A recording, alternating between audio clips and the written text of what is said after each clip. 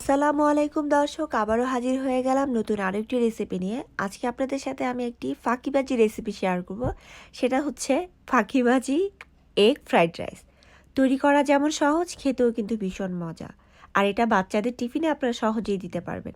চলুন তাহলে কথা না বাড়িয়ে আমরা রান্না শুরু করে দিই।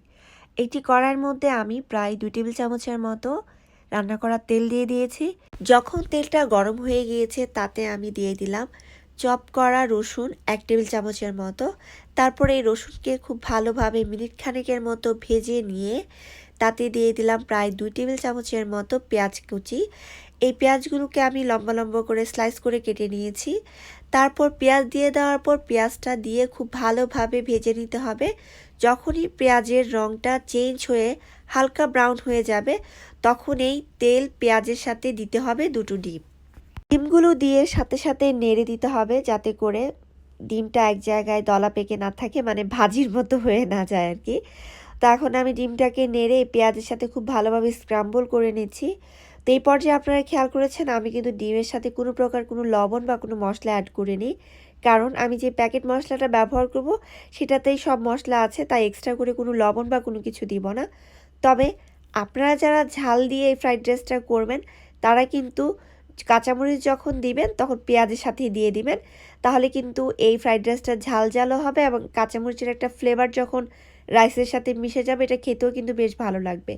তারপর এই ডিমের সাথে আমি ম্যাগির ফ্রাইড রাইসের যে মশলা পাওয়া যায় সেখানের থেকে 1 প্যাকেট দিয়ে দিয়েছি। মশলাটা দিয়ে দেওয়ার পর খুব ভালোভাবে ডিমের সাথে মশলাটাকে মিশিয়ে নিতে হবে। তারপর আমি দিয়ে দিব এখানে 2 কাপের মতো ভাত। তো আপনারা যে কোনো রান্না করা ভাত ব্যবহার করতে পারেন, কিংবা বাসায় যে আপনাদের বাসি পোলাও থাকে সেটা দিয়েও কিন্তু এই রাইসটা করতে পারেন। খেতে কিন্তু অনেক মজা লাগে, আপনারা একবার ট্রাই করে দেখবেন। আমি এখানে ব্যবহার করেছি জাপানিজ চালের ভাত। সো আপনারা যে কোনো ভাতই ব্যবহার করতে পারেন। এখন এই ভাতগুলো দিয়ে দেওয়ার পর খুব ভালোভাবে এই ডিমের সাথে মিশিয়ে নিতে হবে।